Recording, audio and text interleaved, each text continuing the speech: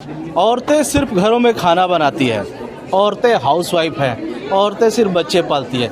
ये बातें पुरानी हो गई, क्योंकि आज हम जहाँ पे खड़े हैं यहाँ पे इतनी सारी महिलाएं, माफ़ कीजिएगा, खूबसूरत महिलाएं हैं और ये लोग अपने पैरों पे हैं, अपने पैरों पे खड़ी है और काबिल है अपनी पहचान को लेकर के। और इनके मदद के लिए दिल्ली सरकार एक संस्था बनाई है जिसके तहत इन लोगों को कई सारे मौके मिलते हैं अच्छे काम करने के लिए।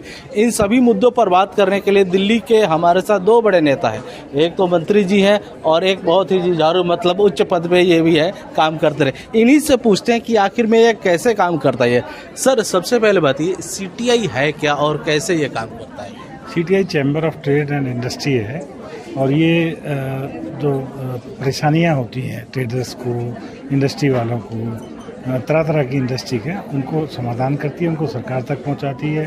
और आप दिल्ली में देख ही रहे हैं कि कितना काम इन्होंने पिछले दिनों किया है। सर, ये अभी तो दिल्ली में काफ़ी ज़्यादा काम कर रहा था, मैं देख भी रहा हूँ। ये हरियाणा में भी आप लोग आज लॉन्च कर रहे हैं, तो इसका मोटिव क्या और कैसे देखिए, दिल्ली में पिछले 8 सालों से सीटीआई, दिल्ली में लगभग 20 लाख व्यापारी हैं और दिल्ली के व्यापारियों की पिछले 8 सालों में जो भी समस्या आ रही है, सीटीआई एक व्यापारियों और सरकार के बीच में एक सेतु की तरह, एक ब्रिज की तरह काम करता है। अब दिल्ली के व्यापारियों को एक प्लेटफॉर्म हमने दिया, उनकी लड़ाई सरकार तक, उनकी आवाज़ पहुंचाई। अब हरियाणा में बहुत सारे व्यापारी, और हमने कैलकुलेशन, एक डाटा इकट्ठा किया तो दिल्ली एनसीआर में 5 लाख महिला कारोबारियाँ, विमेन एंटरप्रेन्योर्स हैं, जो किसी ना किसी, कोई मेकअप आर्टिस्ट है, किसी का सलून है, कोई बुटीक चलाती हैं, किसी के अपने एनजीओज हैं, किसी के अपनी एजुकेशन एकेडमी है, कोई फैशन डिजाइनर है, अलग अलग तरह के व्यापार से, कारोबार से जुड़ी हुई हैं। तो हरियाणा की तरफ से बहुत डिमांड आ रही थी कि सर, आप दिल्ली में बहुत अच्छा काम कर रहा है सीटीआई, हरियाणा में भी सीटीआई का चैप्टर शुरू कीजिए। इसीलिए आज सीटीआई ने ये हरियाणा काउंसिल का लॉन्चिंग किया है। और जैसा मैंने कहा कि 5 लाख महिला कारोबारी दिल्ली एनसीआर में है जो काम करती है, जिनको आज तक कोई प्लेटफॉर्म नहीं दिया गया। तो एक प्लेटफॉर्म मुहैया कराना, उनको एक प्लेटफॉर्म प्रोवाइड कराना सीटीआई का उद्देश्य रहा है। इस प्लेटफॉर्म के जरिए ये जो महिला कारोबारी आज जुड़ी हैं, सरकार तक अपनी आवाज़ उठा पाएंगी। इसके अलावा समाज की मुख्य धारा में, कहने को तो हम कहते हैं कि महिलाएं पुरुषों के बराबर होनी चाहिए, 50% रिजर्वेशन की बात भी करते हैं, लेकिन सच में महिलाओं को पुरुषों जैसा स्थान आज भी समाज की मुख्य धारा में मिल नहीं पाया है। इसीलिए आज महिलाओं को बराबर का दर्जा देने के लिए, महिला सशक्तिकरण के लिए ये सीटीआई विमेन काउंसिल का गठन हरियाणा में किया है। अब जैसे दिल्ली में लोगों के व्यापार की दशा सुधारी है, कारोबार बढ़ा है, ऐसे हरियाणा में भी हरियाणा के व्यापारियों की, विमेन एंटरप्रेन्योर्स की जो इश्यूज हैं उनको भी ठीक करेंगे। और मान्या पाठक जी बहुत जुझारू, हरियाणा की महिलाएं बहुत ही मेहनती हैं, काम कर रही हैं, इनके नेतृत्व में इनको अध्यक्ष बनाया है, इनके साथ में इनकी पूरी कार्यकारिणी है। तो आज मैं पूरी हरियाणा विमेन काउंसिल की टीम को भी बहुत बहुत बधाई देता हूँ, बहुत बहुत शुभकामनाएं देता हूँ। नेताजी ने, आम आदमी पार्टी के जो नेता है, इन्होंने कहा व्यापारी, कारोबारी, और आमतौर पर कोई अगर बातें करता है तो ऐसे लगता है कोई आदमी होगा जो व्यापारी होगा, कारोबारी होगा। तो ऐसे में जब आपको एक व्यापारी की तरह बताया जा रहा है, कारोबारी की तरह बताया जा रहा है, तो कितनी खुशी मिलती है। और सबसे पहले बधाई हो, आप हरियाणा की शायद चीफ बनी है। बहुत बहुत धन्यवाद। और मैं इसका पूरा श्रेय ब्रिजेश जी को एंड मेरी पूरी टीम को दूंगी। मैं सिर्फ अकेली नहीं बनी हूँ, मेरे साथ जितनी भी मेरे टीम मेंबर्स हैं, जितनी भी ये महिलाएं जो अपनी रिस्पेक्टिव फील्ड में बहुत दिग्गज हैं, बहुत मेहनती हैं एंड कुछ कर दिखाने का जज्बा रखती हैं, इन सबको मैंने अपने साथ इकट्ठा किया है। और हम ब्रिजेश जी की एंड हमारी सीटीआई को सिर्फ हरियाणा नहीं, पूरे देश में लेके जाएंगे। मैम, आपके पास तो पहले से काफ़ी ज़्यादा अनुभव है, किस तरह से दिल्ली में इस सीटीआई के चलते फ़ायदा मिला महिलाओं को? अब से 8 साल पहले की अगर बात करूं तो पहले ना महिलाओं को इतनी मान्यता नहीं मिली हुई थी, काम कर रही थी ठीक है, लेकिन उनको कोई रिकॉग्निशन नहीं था।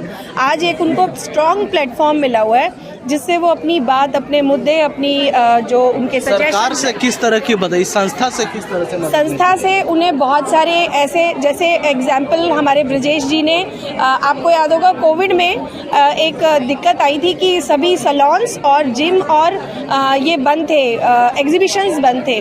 तो ये सिर्फ केवल सीटीआई के माध्यम से ब्रजेश जी कर पाए कि उन्होंने ये मुद्दा रखा कि B2B एक वर्ड गलत लिखने की वजह से सिर्फ या छूट जाने की वजह से वो एग्जीबिशंस उन्होंने सरकार के सामने मुद्दा रखा और एग्जीबिशंस को खुलवाया B2C के लिए भी।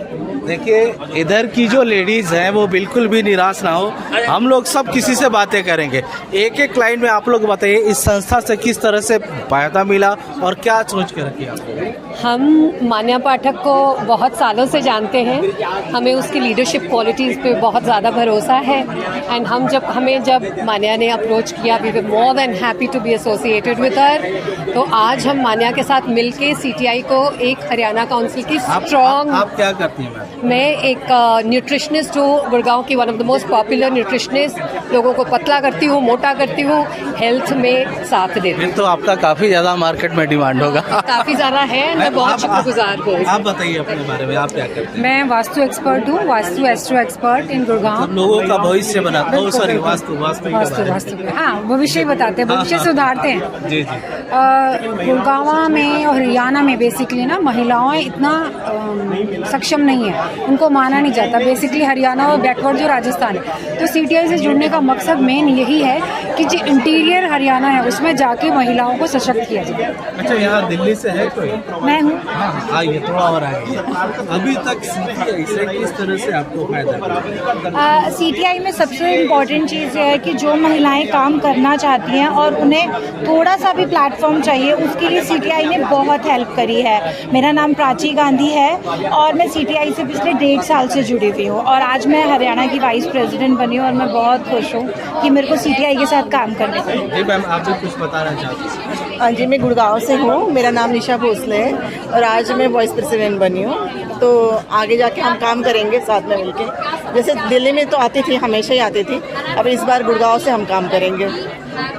आप बताइए। जी, मैं जयश्री गुप्ता हूँ। मेरा एक छोटा सा हैंडमेड स्किन केयर और हेयर केयर का प्रोडक्ट का फैक्ट्री है, अपने आप खुद बनाते हैं। एंड मैं मान्या से बहुत पहले से जुड़ी हुई हूँ एंड मान्या टोल्ड मी कि हम ये करते हैं, तो मैंने कहा बिल्कुल। अच्छा, एक चीज़ आप लोगों से जानना चाहूँगा, क्योंकि ये एक पार्टी का, एक सरकार का है ये कार्यक्रम, थोड़ा सा पीछे, तो कहीं ऐसा तो नहीं कि ये जो स्टेप है ये एक तरह से पॉलिटिसाइज हो, आम आदमी पार्टी इससे कहीं राजनीतिक फायदे आप लोगों से उठाती हो, कहीं इस तरह का है कहीं? तो ये दिमाग में बिल्कुल रखा ही नहीं जब हम यहाँ आए।